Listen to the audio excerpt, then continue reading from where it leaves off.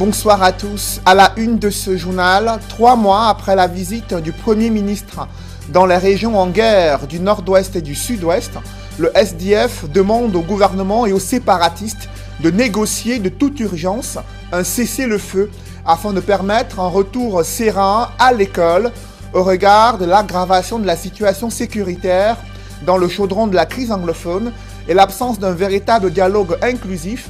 Le parti de John Froundi menace de boycotter la prochaine session parlementaire et condamne la tentative de musellement de certains médias privés au Cameroun. Nous en parlerons en ouverture de ce journal.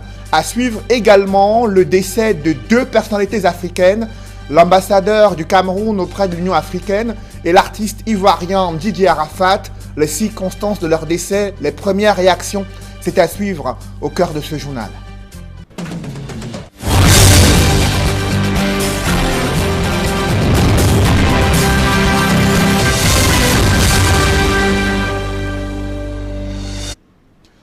Merci de suivre cette édition complète de l'information sur Equinox Télévision. Où est passé le fameux dialogue annoncé lors de la visite du Premier ministre à Bamenda et Buea en début mai 2019? 3 mois plus tard, le SDF estime que c'était un écran de fumée pour tromper les populations. À quelques semaines de la rentrée scolaire, le parti de John Froundi demande au chef de l'État de prendre ses responsabilités afin de mettre un terme à la guerre dans les régions anglophones et de favoriser les conditions idoines pour un retour serein à l'école d'ici quelques semaines. Le SDF réunit un comité exécutif national qui menace de boycotter la prochaine session parlementaire si rien n'est fait pour mettre un terme à la crise anglophone et à son désastre humanitaire décrié dans les régions du Nord-Ouest et du Sud-Ouest. Le SDF qui a également déploré les tentatives de musellement de la presse au Cameroun. Évocation avec Gladys Sidier et Carlos Minoué.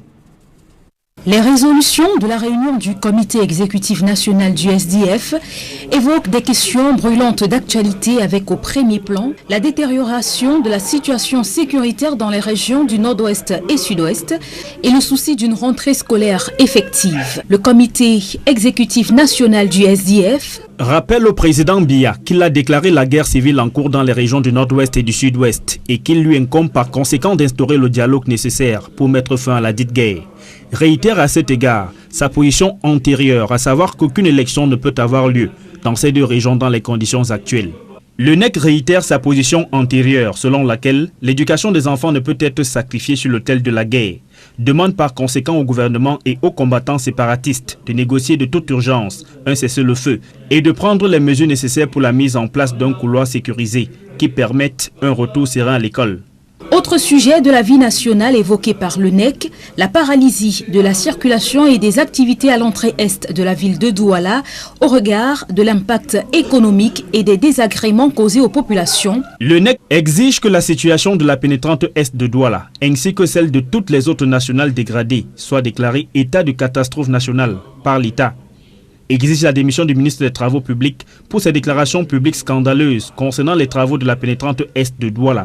Demande la mise sur pied d'une commission d'enquête parlementaire au sujet de la pénétrante est ainsi que sur toutes les routes nationales dégradées reliant les régions du pays. Les propos du ministre de l'administration territoriale lors de sa récente visite à Douala étaient aussi au menu des sujets évoqués par le comité exécutif national du SDF. Pour le SDF, il s'agit d'une tentative laborieuse de musellement des médias à capitaux privés, dénonce énergiquement les propos liberticides du ministre de l'administration territoriale à Tangandi à l'endroit de ces médias qui refusent à juste titre de se conformer à la doctrine de la pensée unique que le régime de Yaoundé tente désespérément d'imposer dans le paysage médiatique camerounais. Encourage et félicite les médias visés à poursuivre leur mission d'information et de sensibilisation de nos concitoyens. Toujours sur la vie nationale, le NEC condamne fermement l'opacité et le camouflage entretenus par le gouvernement relativement au sujet de l'accaparement des centaines de milliers d'hectares de terre par les non-nationaux sur l'ensemble du territoire national. Le SDF demande à ses parlementaires d'initier la mise sur pied d'une commission d'enquête parlementaire sur l'ensemble des terres concédées par l'État aux non-nationaux afin que la transparence soit faite sur les différentes procédures de concession ou encore d'acquisition. Ce sont entre autres sujets qui ont été débattus et examinés par le comité exécutif national du SDF le 10 août à Douala. Un ministre de l'administration territoriale menaçant certains médias et des hommes politiques pour leur critique à l'encontre du gouvernement, cette attitude a suscité un tollé de réactions au sein de la classe politique. D'aucuns dénoncent une posture inacceptable visant à museler la presse dans une société démocratique. Par contre, cette approche du ministre de l'administration territoriale est perçue dans les rangs du parti au pouvoir comme celle d'un haut commis de l'État visant à préserver la sécurité intérieure du Cameroun. Regard croisé de la classe politique dans ce reportage que signent Eric Watat et Donald Brice Kamgan. Aux yeux du ministre de l'administration territoriale, certains médias établis à Douala accableraient systématiquement les pouvoirs publics et appelleraient les populations à se révolter. Pour la Tangandji, l'a dit vendredi à Douala, le membre du gouvernement ira plus loin en menaçant ses structures privées. De tels propos ramènent le Cameroun près de 60 ans en arrière, analyse Edmond Kamgia, témoin et acteur de la lutte pour la liberté de la presse au Cameroun. Le ministre de l'administration territoriale nous ramène au plein pouvoir qui ont été adoptés en faveur de l'ancien président Amadou Ahidjo, malgré le réquisitoire du prince Daniel Kemajou qui disait qu'il ne faut pas accorder les pleins pouvoirs à Amadou Ahidjo.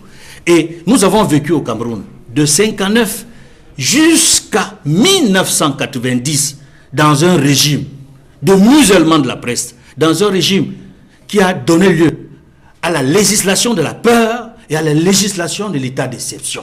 Robert Mouté Ambassa du comité central du RDPC, sur le ton employé par le MINAT, estime que la posture de Paul Atangandji est propre au ministre de l'Intérieur à travers le monde. C'est des gens qui sont parfois agressifs, fermes et puis menaçants. Moi, je me souviens quand le président Sarkozy était ministre de l'Intérieur en France, tous ses collègues avaient peur de lui, mais il menaçait tout le monde. Parce quoi alors on n'en parle pas.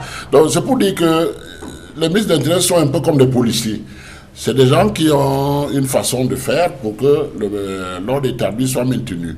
Une réaction rejetée par Jean-Robert Wafo, le chargé de la communication du Social Democratic Front, considère que la sortie du MINAT est une contradiction du régime dans le contexte actuel. De quoi a-t-il peur puisque le RDPC est 71%? Parce que manifestement, il ne s'exprime pas en tant que ministre de la communication, mais en tant que, membre du comité central du RDPC. De quoi a-t-il peur? Mais ils ont eu 71%. Le reste, je veux dire, on les a déclarés officiellement élus à 71%. Le reste, c'était 29%. De quoi a-t-il peur? À tout prendre, la polémique autour des propos du patron de l'administration territoriale est loin de s'estomper dans la classe sociopolitique. La situation observée sur la pénétrante est de Douala a été passée au scanner. Les experts ont posé un diagnostic sans complaisance sur les dysfonctionnements observés dans l'attribution, le contrôle et le suivi d'un tel projet structurant visant à la réhabilitation de la route à l'entrée est de Douala pour fluidifier le trafic routier qui mène sur la capitale de Yaoundé et vers les corridors Douala-N'Djamena, Douala-Bangui, évocation dans ce reportage que signe Kediara. L'engorgement observé à la sortie est de la ville de Douala depuis plusieurs semaines continue de paralyser l'économie nationale et celle de la sous-région Afrique centrale par l'énorme manque à gagner que les opérateurs économiques cumulent à hauteur de milliers de francs CFA la journée. Invités sur le plateau de l'émission Droit de réponse sur Equinox Télévision, des experts sont largement revenus sur les grandes causes de ce scandale routier. Pour Georges Meka Abesolo, expert en économie, il est ici question de rétrocommission et de pressions internes. Il peut y avoir une problématique, et là elle est probablement interne, des pressions que des responsables peuvent avoir, de signer des marchés ou des contrats sans pour autant que la conformité technique y soit de mise, et elle est parfois balayée. La compagnie chinoise a-t-elle mis un peu plus d'argent? Était-elle la moins disante? A-t-elle fait pression au vu de la coopération et des exonérations de dettes chinoises qu'il fallait attribuer en dépit de son incompétence apparente ce marché? Voilà qui sont souvent les non-dits des marchés publics. Au cours de la même émission, le docteur Ariel Nitedem, spécialiste en finances publiques, a lui choisi d'évoquer des éléments sur lesquels les ingénieurs auraient dû axer leurs priorités afin d'éviter que le pire vécu en ce moment par les usagers ne se produise. Soit on imposait à l'entreprise, dans le cahier de charge, de trouver une voie de contournement et on mettait ça dans ce projet, soit on utilisait une voie de contournement qui est naturelle, la voie qui passe par Ndokoti. Alors, on se trouve dans une situation, on se demande qui a conçu ce projet. C'est l'ingénieur de l'État qui est supposé avoir les meilleurs ingénieurs. Comment ils ont pu le faire?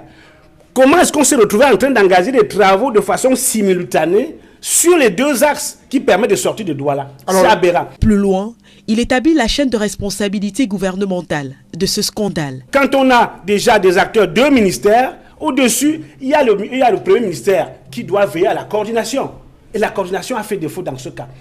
Et pas plus, il faut aller plus haut encore, c'est la présidence de la République. Il y a justement une cellule, il y a un organe qui a été créé à la présidence de la République, la cellule de suivi des grands travaux. Allez regarder le organigramme de la présidence de la République. Cette structure existe, mais n'est pas pourvue. Si cette structure aurait existé, avec la force et de la présidence, ils auraient intervenu très rapidement dans le cadre du suivi des grands projets. Plus de 2 semaines déjà que les usagers de ces routes et la population se plaignent, Georges Meka à Bessolo propose des solutions d'urgence destinées à corriger dans les brefs délais ces manquements. Remettre en place ces grandes cellules, cette direction des travaux, doivent se constituer en un bataillon d'intervention rapide. Secondo, il faut que les entreprises de BTP commencent comme dans d'autres pays pour rattraper le retard et accélérer le développement, travailler 24 heures sur 24. Il est anormal qu'elles se mettent sur le chantier à partir de 6h ou 7h du matin quand l'activité économique est en train de démarrer. Ces travaux d'aménagement de la sortie est de la ville de Douala sont aujourd'hui rendus à leur seconde phase. À terme, ils sont supposés fluidifier le trafic sur cette voie qui constitue également l'une des principales routes du corridor Douala-Bangui. La région du Sud fait partie des régions où le taux de prévalence du VIH-Sida est le plus élevé. Malgré l'intensification des campagnes de sensibilisation, la situation peine à être inversée. Pourtant, les autorités ne baissent pas les bras en mobilisant des pères éducateurs qui vont à nouveau s'adresser aux jeunes lors de cette période des vacances où il y a beaucoup de dépravation des mœurs selon le constat fait par nos reporters Roger Takala et Flavien Valondongo. Le VIH-Sida semble faire de la résistance au Cameroun malgré des efforts menés pour combattre le virus. Des multiples enquêtes opérées sur le terrain révèlent que la région du Sud, Cameroun, est en tête des régions touchées par le virus. 7,2% en 2011 selon l'enquête démographique et de santé et actuellement en 2018 selon Camfia nous sommes à 6,3%. Nous avons quand même régressé de 0,9% mais nous restons la région la plus infectée. Cette prévalence est supérieure à celle du niveau national qui est de 3,5% environ. Le virus est donc présent et cible davantage les jeunes. Une jeunesse mobilisée en cette période pour passer le message de sensibilisation à d'autres jeunes. Notre mission sera de sensibiliser la population dans la ville que la vie n'est pas seulement de faire de la bien sortir, marcher et bien d'autres et qu'il faut aussi être sûr d'être en bonne santé. Bien évidemment les pères éducateurs en dehors du fait qu'ils sont là pour sensibiliser, donc qui ont les mêmes facteurs de risque dans cette communauté ne doivent pas se substituer au personnel de santé. Ça veut dire qu'ils doivent rester dans ce qui leur a été donné comme message à transmettre. Lors de la cérémonie de lancement de l'opération Vacances sans Sida dans la région du Sud, les autorités administratives ont été invitées à s'impliquer davantage dans la campagne afin de voir regresser la prévalence. Des vacances utiles pour les enfants qui vont se rendre utiles pour informer les jeunes et même les adultes sur les manières de prévenir. La notion est connue. Le VIH-Sida tue, il faut se prémunir pour l'éviter. C'est une expérience unique pour Annie. Elle vient de donner naissance à des quintuplés à l'hôpital régional de Bafoussam dans la région de l'Ouest. Après un accouchement par voie normale, l'un des enfants est décédé, mais élever 4 enfants du même âge paraît déjà bien difficile pour cette famille. C'est du moins ce que nous dit dans ce reportage Leclerc Sakem. L'hôpital régional de Bafoussam, depuis quelques jours, ne désemplit plus. Ceci suite à la venue au monde des quintuplés dans la famille Tchoumo. Quand j'allais au lit avec ma femme, je ne peux pas vous mentir, j'ai prié avec elle. Nous avions prié que Dieu, si tu peux nous donner 2 enfants une fois, on arrête et on continue avec le service de l'État. Bon, Dieu nous a bénis, il a donné 5. Il a donné 5 une fois. Je ne peux que remercier ce Seigneur. Et après, bon, les premiers jours, quand elle a commencé, après 3 mois, j'ai vu le ventre, ça dépassait le ventre d'un enfant qu'elle faisait. Mais j'ai dit que Madame Sow, allons voir déjà un gynécologue. Quand on nous envoie à la radio, chez à l'échographie, le premier jour, quand on entre, le radiologue dit que non, ça ce n'est pas le ventre d'un, il y a 30 cm, ce n'est pas un bébé. C'est quand il compte, il fouille, il dit que je vois une tête, je vois 2 têtes, je vois 3 têtes, je me genou, je commence à pleurer, il dit que non, laisse, le pays a changé, on va le prendre à charge, ce ne sont pas tes enfants. J'évolue, on me dit 4. Je dis que mais comment, je veux faire comment? Est-ce que ma charge, je peux pouvoir prendre la charge de 4 enfants? C'est vrai, la fin, il dit qu'il va vers le dos, il me dit que je trouve encore une 5e tête. J'ai commencé à pleurer. Mais pour y arriver, les parents ont su juguler patience et prière. Alors que son médecin annonçait une césarienne, Madame Chedjou Annie a plutôt accouché par voie normale. Par la grâce de Dieu, la césarienne qu'on avait prévue, ce n'est pas arrivé. Ce n'est pas arrivé, on n'a pas abouti à une césarienne. Par la grâce de Dieu, ils sont tous sortis. Par la foi passe. Malheureusement, sur les 5 enfants, le dernier n'a pas survécu. Nous avons là les 4 nouveau-nés qui restent des 5 quintuplés qui sont nés à la maternité de l'hôpital régional. Donc, ils sont nés à 30 semaines, donc c'est une grande prématurité. Une grande prématurité, et qui dit grande prématurité, s'accompagne d'immaturité de beaucoup d'organes. Malheureusement, la plus petite, la dernière, qui pesait 930 grammes, est décédée quelques heures après la naissance. Donc les 4 que nous avons à présent, les 2 garçons, les 2 filles, pour l'instant, ils sont dans un état stable, ils n'ont pas de détresse respiratoire, ils ventilent spontanément bien. Et l'alimentation, on va commencer même avec l'alimentation dès ce matin, avec les petites quantités, 1 cc, pour voir s'ils digèrent. Le personnel de ce centre hospitalier de la capitale régionale de l'Ouest Cameroun se réjouit de la venue de ce bout de chou. L'équation n'est pas facile pour ce couple gardien de prison qui lance un cri de cœur aux âmes de bonne volonté pour les soutenir. Des jeunes agriculteurs fondent leur espoir sur le cacao au moment où les prix grimpent sur le marché international. Le ministre du Commerce les encourage à persévérer dans la production d'un cacao de qualité. Luc Magloire Barga à Tangana était à Komnyada et Mbédoumou pour évaluer le programme New Generation, initiative du Conseil interprofessionnel du cacao et du café au Cameroun. Reportage, Marcelin Gansop. Odile Bahana, c'est son nom. Originaire d'Akomnyada, près de Mbalmayo, dans le département du Nyong-Esso.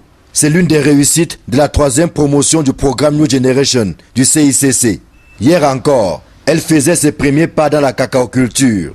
Aujourd'hui, elle revendique pas moins de 3 hectares de cacao et rêve encore plus grand. L'an passé, je n'ai pas récolté grand-chose parce que ce n'était pas encore en production. L'an passé, j'ai récolté 6 sacs de cacao. Mais cette année, je peux récolter 20 à 25 sacs de cacao. Le champ, vous-même, vous voyez, il a déjà grandi et cette année, ça a tellement produit. Mon ambition, c'est d'augmenter ma plantation, donc j'ai envie d'aller de 6 à 7 hectares de cacao. Odile fait partie des jeunes qui croient en l'avenir de la filière cacao. La visite de sa plantation est un régal pour le ministre du Commerce et la forte délégation qui l'accompagne. C'est cet esprit-là, effectivement, de la durabilité de la filière cacao dans notre pays. La durabilité ne se fera pas sans la régénérescence de la force productrice. Donc nous encourageons cet esprit et nous remarquons sur le terrain un engouement, un enthousiasme, honnêtement que vu de loin comme ça dans nos bureaux, on n'imaginait pas. Et cela également est donc un signe positif, un signe d'espoir. Un espoir que partage également le directeur exécutif de l'Organisation internationale du cacao. Globalement, je pense que ce programme de New Generation, une nouvelle génération de jeunes planteurs, de jeunes exploitants, donc on les a vus, ils sont nombreux, ils sont très motivés. Il y a beaucoup de jeunes filles aussi, et donc moi je suis content de voir ici dans cette plantation jeune dame très active qui gère 3 hectares. C'est pas mal, 3 hectares c'est plus que la moyenne mondiale. La moyenne mondiale c'est 5 millions d'hectares pour 5 millions de fermiers, donc c'est 1 hectare. Le vrai problème aujourd'hui de la filière, c'est le prix payé aux producteurs qui est fonction du prix international qui est bas. La première réponse c'est la qualité, c'est ce qu'on appelle le cacao d'excellence ici au Cameroun. Il y a d'autant plus lieu d'espérer que les prix s'améliorent de plus en plus pour le cacao d'excellence, comme ici à Bedoumou, dans l'arrondissement de Zoétélé, département du Dja et Lobo. Grâce au centre d'excellence offert par le Conseil interprofessionnel du cacao et du café, la coopérative locale New Generation s'en tire à bon compte, avec des prix qui font rêver. Je dois vous dire que la campagne qui était attribuée, le prix variait entre 850 et 900 selon les localités. Mais nous, dans notre coopérative, on a pu vendre le cacao à 1650 francs le kilo. Preuve qu'on a quand même quelque chose de conséquent par rapport à ce qui est fait sur le marché. Vous voyez, le matériel qu'on a ici nous permet non plus de produire un cacao de qualité, mais un cacao haut de gamme, dont la qualité au-dessus de la qualité. Ça fait que le travail qu'il a fait minutieusement et ça demande de l'énergie et du temps, c'est normal qu'on ait cette plus-value-là. Aussi, le gouvernement a-t-il invité les futurs entrepreneurs agricoles à persévérer dans la voie royale qu'ils ont tracée, celle qui mène à la production d'un cacao haut de gamme, tant demandé sur le marché international. Je voudrais que les jeunes comprennent que ce n'est pas un effort vain et que cet effort-là va forcément payer. Je pourrais même dire qu'il est en train de payer. Moi, je donne simplement rendez-vous aux uns aux autres. Nous nous inscrivons véritablement cette fois de façon résolue, de façon définitive vers le renouveau. Les indicateurs, d'après tous les spécialistes, sont en train de passer au vert. Avec le programme New Generation du CICC et les centres d'excellence de traitement post-récolte du cacao, l'avenir s'annonce plus que radieux. Plusieurs quartiers de la cité capitale sont plongés dans l'obscurité depuis près d'une semaine. Après un grave incident survenu dans un poste électrique, les populations déplorent les désagréments liés à l'absence d'énergie électrique. Au moment où les travaux de reconstruction pourraient durer au moins 6 mois, Eneo annonce la mise en place d'un plan de rotation de fourniture d'électricité. Rodin Gassi et Ike Cyril. Vivre sans électricité, les habitants de Yaoundé en font la dure expérience depuis plusieurs jours. Depuis que j'ai mal là, voilà ma jeunesse, que j'écrase souvent, il n'y a pas moyen, pas de lumière. Depuis une semaine, pas de lumière. Je ne fais qu'écraser. Regardez à mon âge, j'ai quel âge? 70 ans. J'écrase encore la pierre que les enfants font comme je n'ai pas de vie facile. Ça me fait mal, tous mes bras me font mal. Je ne suis pas habitué à écraser la pierre. Cette maman du quartier Mélène doit... Autre réaction des Camerounais qui expriment leur désagrément à la suite de cette semaine passée sans électricité à Yaoundé, l'entreprise en charge de la distribution d'énergie électrique, qui annonce un plan de rotation de fourniture d'énergie électrique et des travaux de réhabilitation qui pourraient durer jusqu'à 6 mois. Dans l'actualité, ce lundi, le président de la Commission de l'Union africaine, Moussa Faki Mahamat, confirme dans un tweet le décès de l'ambassadeur du Cameroun auprès de l'institution panafricaine. Jean-Alfred Ndoumbé Iboulé était le doyen général à l'Union africaine et Moussa Faki Mahamat a présenté ses condoléances au président de la République du Cameroun, à la famille du défunt et au peuple camerounais. Et la nouvelle du décès d'un artiste ivoirien attriste ses fans sur le continent africain, victime d'un accident de moto dans la nuit de dimanche à ce lundi. Ange Didier Ouon, alias Didier Arafat, est mort des suites des blessures dans une clinique d'Abidjan. Il décède à l'âge de 33 ans et des messages qui affluent pour saluer la mémoire de l'artiste ivoirien Didier Arafat. Une grosse perte pour la musique ivoirienne et africaine, selon le leader de Magic System et des milliers d'Africains qui saluent la mémoire de cet artiste décédé à l'âge de 33 ans. Mesdames, messieurs, c'est la fin de ce journal. Merci de l'avoir suivi. Juste après cette édition de 20h, retrouvez Serge Alain Autou et ses invités pour le débrief du journal sur le plateau d'Equinox Soir. Serge Alain. La capitale Yaoundé dans le noir depuis plusieurs jours. Plusieurs quartiers de Yaoundé n'ont pas vu la lumière durant plusieurs jours. Cela fait déjà près d'une semaine, selon des témoignages recueillis à Yaoundé. Et l'entreprise en charge d'électricité, Eneo, fait savoir que c'est un incident survenu dans un poste électrique. Elle annonce des travaux de réhabilitation qui pourraient durer jusqu'à 6 mois et un plan de rotation de fourniture d'énergie électrique qui est loin de satisfaire les populations alors que nous sommes déjà à quelques semaines de la rentrée scolaire. Voilà, c'est donc l'essentiel, l'Equinox Soir, deuxième partie. Bonne soirée à vous, Cédric. Bonne soirée à vous, Serge Alain. Rendez-vous demain 20h. Rendez-vous demain 20h.